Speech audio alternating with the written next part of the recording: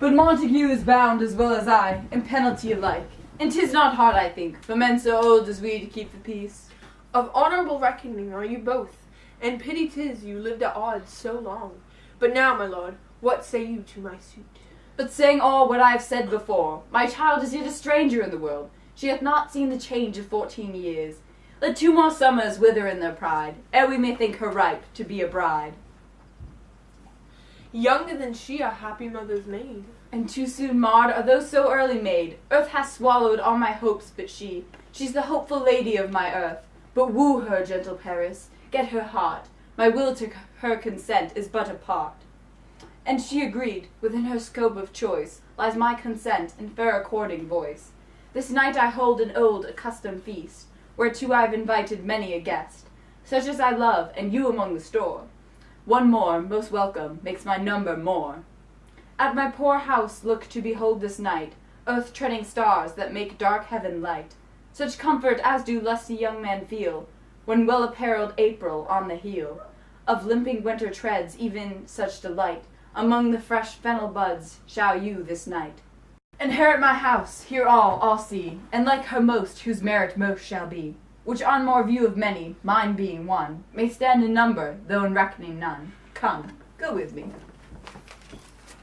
Through fair Verona, find these persons out, whose names are written here, and to them say, my house and welcome on their pleasures stay.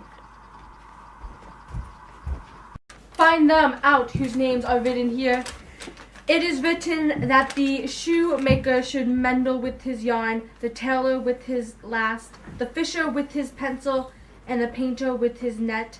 But I am sent to find those persons whose names are here written, and I can never find what names the written person hath written. I must go and learn in good time. Tut, man!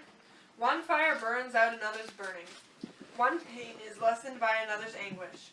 Turn giddy and be helped by backward turning.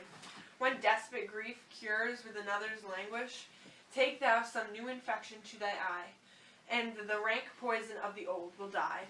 Your plantain leaf is excellent for that. For what, I pray thee? For your broken shin. Why, Romeo, art thou mad?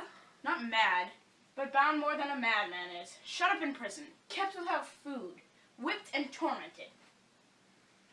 And good, fellow. God ye gooden, I pray, sir, can read?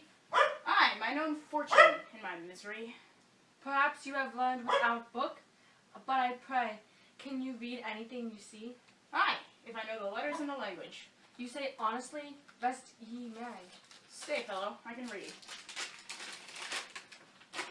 Senor Martino and his wife and daughters, County Ainsome and his beautiful sisters, the lady widow of Virtuo, Senor Placento and his lovely nieces, Mercutio and his brother Valentine, my uncle Capulet, his wife and daughters, my fair nieces Rosaline and Livia, Senor Valentino and his cousin Tybalt, Livio and the lively Helena. A fair assembly, whither should they come? Up Whither? To supper? to our house, Whose house? my master's. Indeed, I should have asked thee that before. Now I tell you without asking, my master is the great rich Capulet, and if you be not of the house of Montague, I pray one come and crush a cup of wine. Best you may.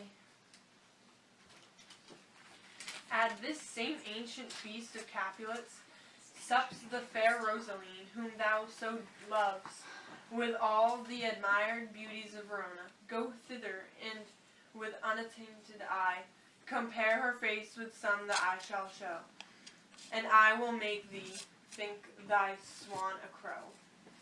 When the devout religion of mine eye maintains such a falsehood, then turn tears to fire. And these, who often drown, could never die. Transparent heretics be burnt for liars. One fairer than my love? Ha! The all-seeing sun ne'er saw her match since first the world begun. Tut, you saw her fair, none else being by, herself poised with herself in either eye, but in that crystal scales let there be weighed your lady's love against some other maid, that I will show you shining at this feast. But she shall scant show well that now seems best. I'll go along. No such sight to be shown, but to rejoice in the splendor of mine own.